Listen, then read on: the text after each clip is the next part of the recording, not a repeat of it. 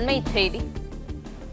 ஊட்டி கொடைக்கானலை போல் வால்பாறையில் November 1 முதல் e-pass நடைமுறையை அமல்படுத்த வேண்டும் என்று உயர்நீதிமன்றம் உத்தரவு பிறப்பித்திருக்கிறது. இது குறித்தான முழு விவரங்களை வழங்கவிருக்கிறார் செய்தியாளர் ஆனந்த்குமார். ஆனந்த்குமார், வணக்கம். இது குறித்தான முழு விவரங்களையும் பதிவு செய்யலாம்.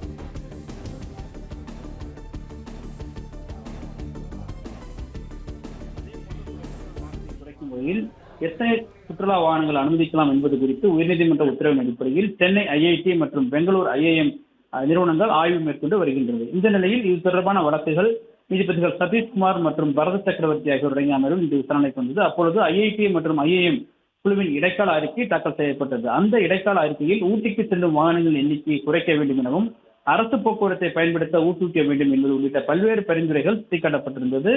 மேலும் வரும் டிசம்பர் மாத இறுதியில் இறுதி அறிக்கை தாக்கல் செய்யப்படும் எனவும் அந்த குழுவில் தெரிவிக்கப்பட்டிருந்தது.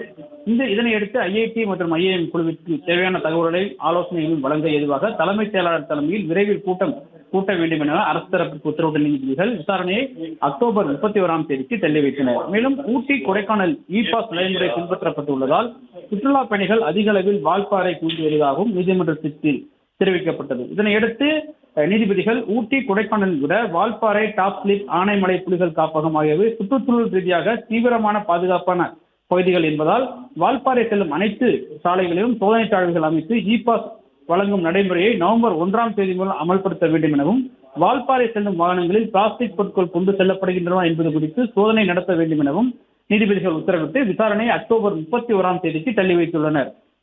பிளே ஸ்டோர் மற்றும் ஆப் ஸ்டோரில் இருந்து பாலிமர் செயலியை QR கோடு மூலம் பதிவிறக்கம் செய்யுங்கள்.